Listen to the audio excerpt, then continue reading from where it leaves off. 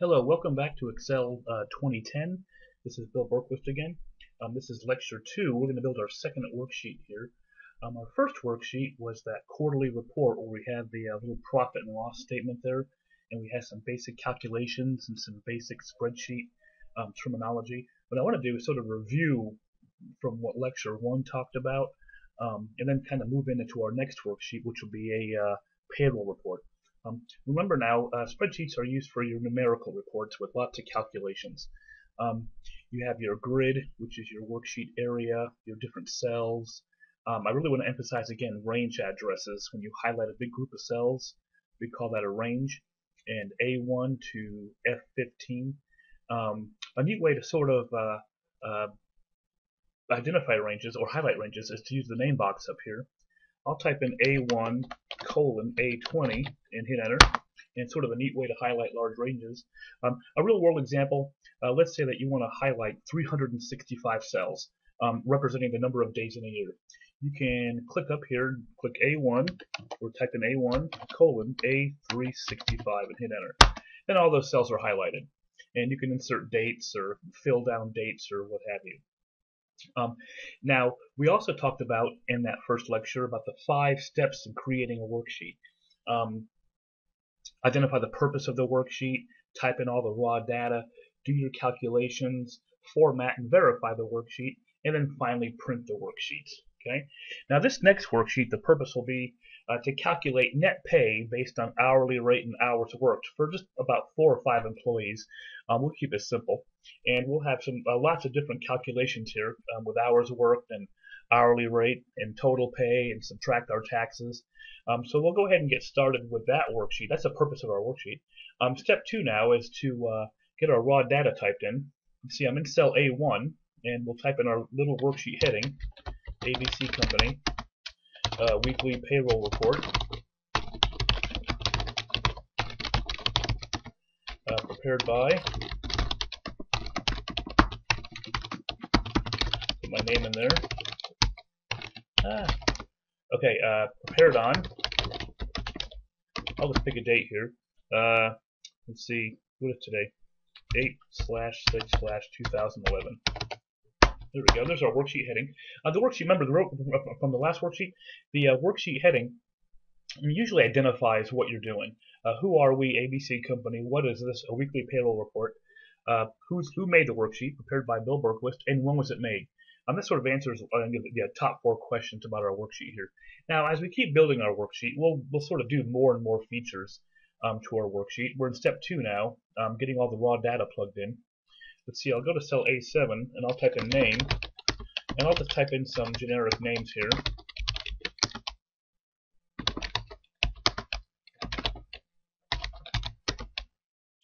And Thomas. There we go. I'll go up here and I'll type in their hourly rate, their overtime rate. Sometimes our employees get overtime. Hours, overtime hours. See, so we have rate, overtime, hours, regular pay, overtime pay, total pay, taxes, and net pay. That's what they're going to receive in their paychecks. Alright, so we're in step 2 now, getting all the raw data plugged in. We're not quite done yet. Let's see, I'll go to my rates here. And $15 an hour, 13, 14, 11, 16. Looks good.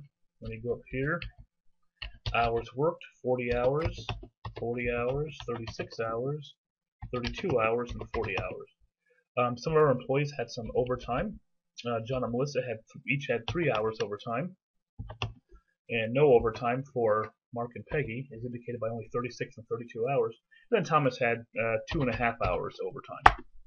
So there is our raw data all plugged in. All the rest of the columns obviously are going to be containing Excel formulas to do all the calculations. Now once we have step 2 complete, again, let's go ahead and save our file. I'll go to my file and save as, seeing it for the first time. And we'll keep it simple. I'll type in payroll report and hit enter. And there is our file our workbook file nice and saved. Now, in the first lecture, we talked about how there's sheet tabs down here, sheet 1, sheet 2, and sheet 3. The next thing I want to show you about the sheet tabs is you can actually rename them so there's something more descriptive. I'm going to go down here to the sheet 1 tab and just double click on it, and I'll type in payroll and hit enter. A little bit more descriptive name to make navigating multiple worksheets easier. Now we'll be working with multiple worksheets later on in the course, but just to sort of get us started here working with the tabs, I do want to show you how to rename the tabs and how to change the tab color. Actually, you can right click and go to tab color, and I'll pick red, and now our tab looks kind of red. If I click another worksheet, then it really shows up in red.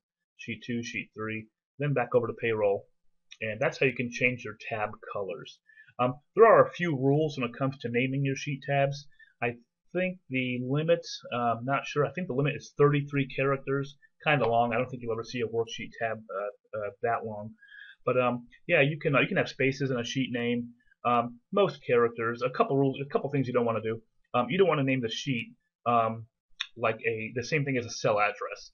For example, let's say that you have 4 sheets, quarter 1, quarter 2, quarter 3, quarter 4 for a company. You know, they have 4 quarters of the year. You wouldn't want to name them Q1, Q2, and Q3 and Q4 because those are also cell addresses in the worksheet, and you might have a little conflict there. Your best bet is just to call it quarter 1 or QTR1 or something like that, something that sort of distinguishes it. But there's just some general rules on your tab names. Let's get back up to our worksheet here. The worksheet's looking pretty good. All the raw data is plugged in. Let's do our first formula. Now our first empty column is overtime rate, so I'm going to click on cell C8 here. And overtime rate is when you get paid time and a half. Time and a half. So if John makes $15 an hour, he gets half of 15 added to that once he hits overtime. Half of 15 is $7.50, so he would actually have a $22.50 overtime rate. Now how do we get that? Remember from our first worksheet that we made, say what you want to do in plain English. All right, I want to multiply the rate times time and a half. Okay, convert that over to numbers. I want to multiply 15 times 1.5. 1.5 is the same thing as time and a half. Now in Excel terms, I want to take that 15, which is in cell B as in Brian 8, B8, and multiply it by 1.5. So remember, all formulas begin with the equal sign. I'll do equals. Let's see, B8, and then to multiply in Excel we use the asterisk. Now a lot of people in the real world, they use the asterisk along top of the keyboard there. I think it's the number 8 key there, and you got to hold the shift key down and hit the number 8 and all that. Sort of a cool trick. Go way over to the far right of your keyboard and hit the asterisk button right there. It's just above, on my keyboard, it's just above the number 9 key. And all your operators are there. Divide is slash, times is the asterisk, dash is minus, and obviously plus or addition is the plus sign there. I'm going to hit the asterisk there, then type in 1.5. So there's my formula, equals B8 equals the value in B8 multiplied by 1.5. When I hit enter, I should get 22.5. In the real world, one thing I like to do is sort of estimate my answer. That way, when I hit the enter key, if I get a surprise, like an obviously wrong number, I can go back and fix it. Some real common mistakes people make on Excel spreadsheets is they multiply instead of divide, they subtract instead of add, real simple mathematical errors. And Excel doesn't care. It's going to accept whatever you put in there, and when you hit enter, you will get an answer. You just might not get the right answer. So always sort of verify the worksheet, make sure you're getting the right answer. Now when I do hit enter, the cursor does jump down to the next cell, down there to C9. I'll hit the up arrow. Now, I want to copy that down for the other employees, for Melissa, Mark, Peggy, and Thomas. So let me zoom in a little bit so y'all can see that better. Scroll down, and I'll place my mouse on that little bump, which is called what? Remember the fill handle from Lecture 1?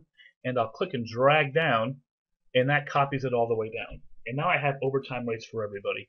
The numbers don't look real pretty. We get all kinds of decimal places and no decimal places and whatnot. But once we get to step 4, which is formatting the worksheet, we'll take care of all that. Now the regular pay is our next calculation here. That's real simple in English. The regular pay, it'll be the rate times the hours. Numerically, it'll be the 15 times the 40 right here. So my cell addresses are what? B as in Brian 8 times D as in David 8. So over here I'll type in equals B8 asterisk D8. and then hit enter. $600, that definitely makes sense. Not a crazy answer. Now, one thing a lot of Excel users don't know is that there's other ways to copy formulas than clicking and dragging the fill handle. This worksheet will work okay because we have, what, 5 employees. In the real world, you might have 300 employees or 400 employees. That's a lot of dragging down 400 cells. Sort of a cool way to do it is you don't have to drag the fill handle. I can place my mouse right on there like I'm going to drag it, but instead double click. And that copies it all the way down. As long as you have data to the left of it, it'll keep copying it. Once it hits an empty row, it stops automatically. Sort of a neat way to copy your formula. Now my next one is overtime pay. Okay, overtime pay. Now one problem we're also having is whenever I hit the enter key to enter my formula, the cursor moves down to the next cell. Then I got to hit the up arrow to go back on that cell to copy it down, right? Well, sort of a neat trick. If you do a control enter, you'll get your calculation, but the cursor stays put on that cell. It does not move down to the next cell. Let's try that for this formula. Plain English, it'll be the rate, or excuse me, be the overtime rate this time, the OT rate of 22.5 times the OT hours of 3. So we should get about maybe $65, $70 somewhere in there, give or take. I always like estimating my answers. That way when I hit enter, I don't have any surprises.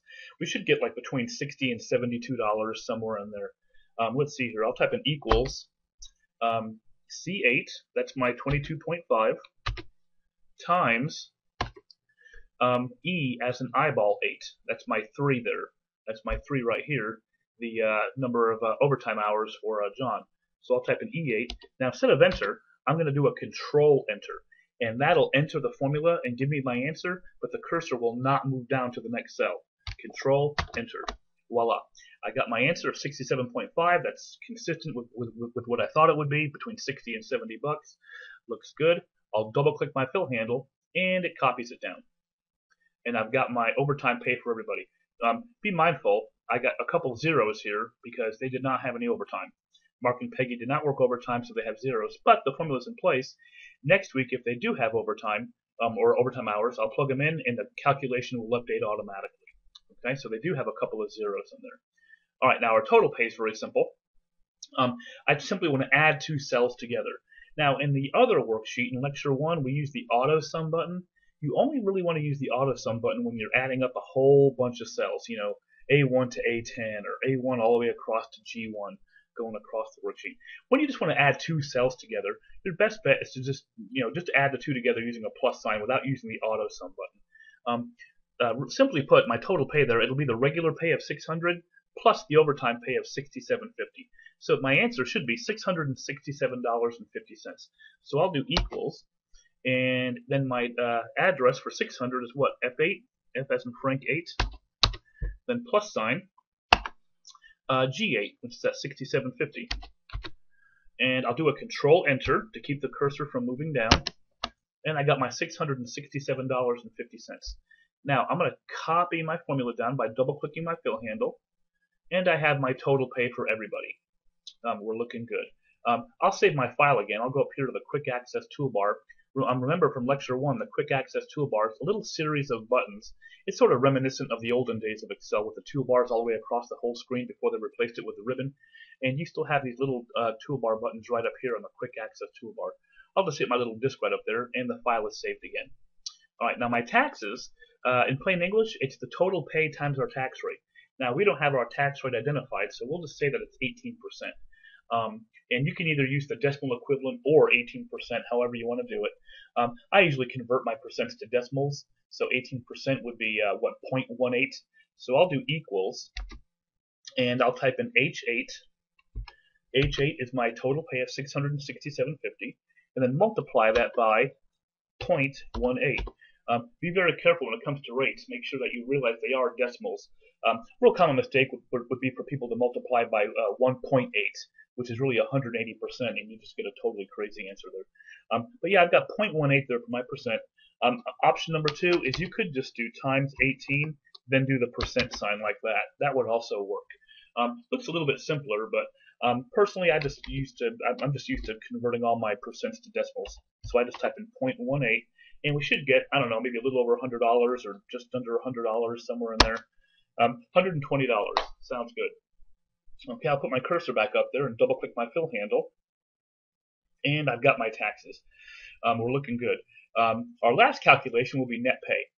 Plain English, our net pay will be the total pay of $667 minus the $120. Remember, taxes are deducted from paychecks. So I'll go to my net pay over here, and I'll do equals H8, which is the 667, minus I8,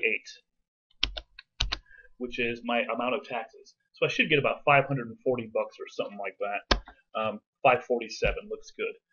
Remember, always estimate your answers. That way, when you hit enter, if you get any crazy answers, you know to reevaluate your formula. I'll copy my formula down, and there is my net pay. So the objective of the worksheet has been solved. The objective of the worksheet is solved. I've got my net pay due based on rate, overtime rate, hours, OT hours, regular pay, taxes, total pay, etc. We're looking pretty good. Now, if I change a number, everything should change automatically here. Let's say I want to give Melissa $1 an hour raise, so I'll go over here to her $13 an hour and B as in Brian 9, and her net pay so far is $474. I'll type in a 14 right there for $1 an hour raise and hit enter, and boom, notice her overtime rate changes, and now she has $510. So everything changes across there. I'll give Thomas a raise of 50 cents, so I'll type in 16.5 there. That's $16.50, hit enter, and everything updates. And he's got some overtime, so that updated as well. So a lot more numbers updated. Let me scroll back up here to the top here, and I'll save my file. And the worksheet is basically complete. Doesn't look real good, but we'll sort of fix that up here in just a second. I'll print preview it. I'm going to add the print preview button to my quick launch toolbar, just like that. And that way I can sort of just click it up there. You can also do Control F2 on the keyboard. And there is my worksheet. Looks like we have a little bit of a problem. We don't see the entire worksheet on one screen. I see my taxes, but I don't see my net pay. Down here in the bottom center are my different pages. I can click that, and I got the net pay all by itself. Well, that's not good. We want to make sure this thing prints on one page. I'm going to hit the Escape key. Now, remember from the last worksheet we did, whenever you print preview, you want to make sure that you have your page breaks properly. And we have a page break actually right down here between taxes and net pay. I think for this worksheet, we might want to change the print orientation to landscape. By default, Excel always prints in portrait landscape, tall-wise. Let's flip this thing sideways so it prints in landscape orientation. Very simple procedure. It's like 3 mouse clicks, and you can get this thing turned sideways. Look up on my ribbon. I'm going to click on Page Layout, and I'll pick Orientation right there. Orientation. Then click on Landscape. And that rotates my worksheet. I can print preview it now. And now the worksheet prints. There's a little zoom button right down here. Whoops, right there. And now the worksheet is printed in landscape orientation, and I see the entire worksheet on one screen. Looks good. I'll hit Escape. Now let's format the worksheet a little bit so it looks nicer. Let's see. We talked about widening columns in the first worksheet. We're going to widen our columns here. Let's see. I'm going to go to my A column. Maybe widen it to 12 characters. Okay. Then maybe my columns over here, I'll widen to 10 characters, all of them at one time. Columns B all the way across through J. And I'll go to my Home tab and go to Format, my Format button, and pick Column Width. And I'll type in I'll type in 11. We'll see how that looks. Sometimes it's trial and error. You want to see how it looks. Let me zoom out a little bit. Okay, there's my dotted line. That's my page break right there. So I'm just up against the page break, and that's a good thing because that way my worksheet will be centered across the page. Looking good. I'll turn off my margins here. Okay, the worksheet's looking good. I'll hit the Escape key, go back over to my worksheet. Now let's do some formatting to our headings. Now we'll do something different in this worksheet. I'm going to highlight A1 all the way across to J1. That's the end of the worksheet up to the page break, right? And I'm going to center it across all those cells. We don't hit the center alignment button here. We go over here to the Merge and Center button. Big old button that says Merge and Center. And I'll click on that, and that merges it across. And I'll make it, 22 point, bold, maybe change the font color a little bit. Yeah, all your font buttons are right up here, bold, italic, underline. Remember your borders button from the first worksheet we did? Your fill color. Okay, so we'll use those buttons again here in just a second. I'll go to A2 and highlight all the way across. Be very mindful that when you do the merge and center button like we're doing here, you got to do one at a time. If you highlight all 4 cells at once, try to do it, you're going to merge them all together and lose some of your data. So make sure you do them one at a time here. I'll make this one about 18 point, bold, and red font color. I'll go to A3 here, and merge and center, bold, maybe 14 point font color. And then my prepared by all the way across, A4 to J4, merge and center, maybe 12 point, bold, change the font color. And I'll also put a border going across the page there. I'll go to my borders button right up here in the ribbon, little down pointing triangle. About halfway down, I'm going to pick thick bottom border. Thick bottom border. Looks good.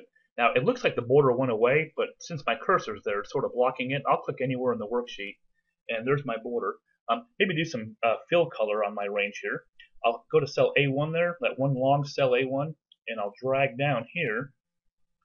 And I'll click my little bucket of paint, and I'll pick like a light shade of red there. There we go. It looks good. Okay, and that takes care of our little worksheet heading. We'll do a print preview.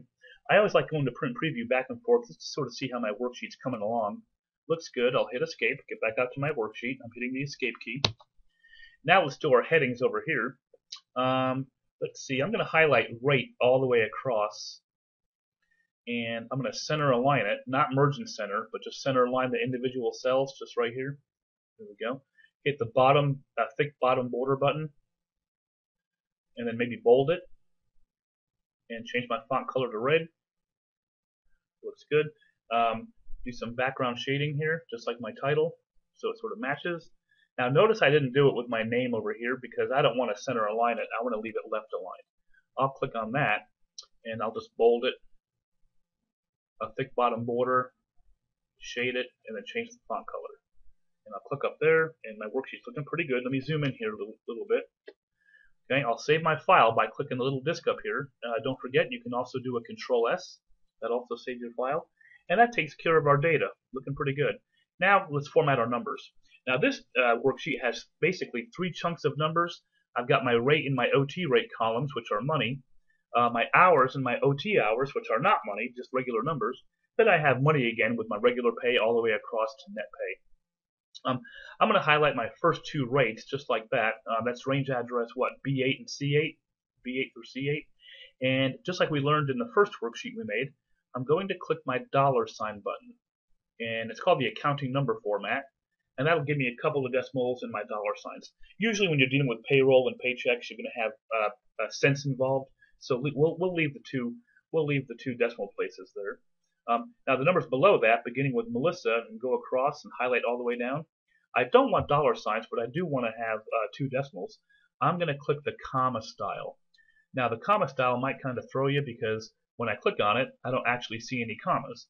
Well, obviously, because it's not over $1,000. But it does line up my numbers and give me my 2 decimal places, and it looks very consistent with my currency. Same thing for the hours and OT hours. I'll highlight all of them just like this and hit my comma style button. And boom, there's my numbers formatted to comma style. When you do format numbers to comma style, anything with a 0 value looks like a dash. Very popular in accounting circles is to use dashes for zeros. Then our last little chunk here, our top row, beginning with the 600 and going across. I'll highlight my range and hit my $sign button. Looks good. Then all the numbers below that will be comma style. Again, no actual commas will show up, but the numbers line up. The numbers line up. I'll go back up to A1 and then save my file, and the worksheet looks very, very good. I'll print preview it here, and there's my printout. Looks good. I'll hit escape here to get back out, and this worksheet's just about complete. I do want to show you some other things that we can do here. I'll go down to cell A14, and I'll just type in summary information and hit enter. And let's see, I'll do total net pay, total, taxes, and I'll do average rate. And I'll go right up here into cell B as in Brian 15, and basically I want to add up all my total net pays over here and put the answer over here. Now we can use the auto sum to do that, but sometimes the auto sum doesn't like it when the range isn't directly above or to the left of your cursor, so we'll have to modify it a little bit. I'll put my cursor right here on B15, and I'll click my auto sum button up here in the ribbon. We used that in the last exercise. I'll click on it. Now notice it wants to add up the wrong thing. Okay, it wants to add up all the rates and even a couple of empty cells below that, and it puts a little function in here called equal sum, and I have a dotted line going around my range there. Well, I can just use my mouse and highlight the proper range over here, all my net pays, and see how it changes over here, equal sum J8 to J12, and I'll hit enter. And my total net pay is $2,352.07. My total taxes, I'll do the same procedure, but I'll highlight my tax range over here. I'll hit my auto sum button and go over to my taxes and highlight all the numbers, and there's my formula, equals sum I8 through I12, and hit enter, and there's my total taxes. Oops, I'm going to fix this label here. I'm going to do average rate. There we go. Average hourly rate, which is right here. What range address is that? B8 through B12. Okay, so down there in B17, we can also use the auto sum button. Now summing means to add up, right? But if you look at the auto sum button, there's a small drop down triangle, and you can pick some other functions from up there, like the highest for max or the lowest for min. There's also an average function, so I'm going to click average, and it wants to average these two cells, which isn't the right range. I want to average all my rates. So while the little marquee is surrounding that range, I'll just highlight all the rates, and then the range down here in the formula updates to B8 to B12, and I'll hit enter. And there's my average hourly rate of $14.10. Maybe I'll make this stand out a little bit.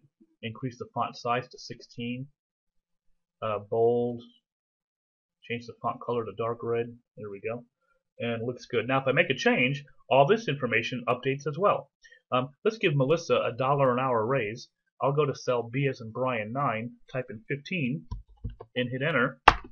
And not only does all of our data update across the worksheet here, it also updates down here. Now the average rate is $14.30. We'll take $1 away from Thomas there. We'll make it $15.50. And then it goes back, and then it adjusts again accordingly. Let's see here. I'll make a couple more changes. Let's see. Mark worked 40 hours, and he had 3.25 hours overtime. And all of his record information updates, as well as the information down here. And I'll save my file one more time.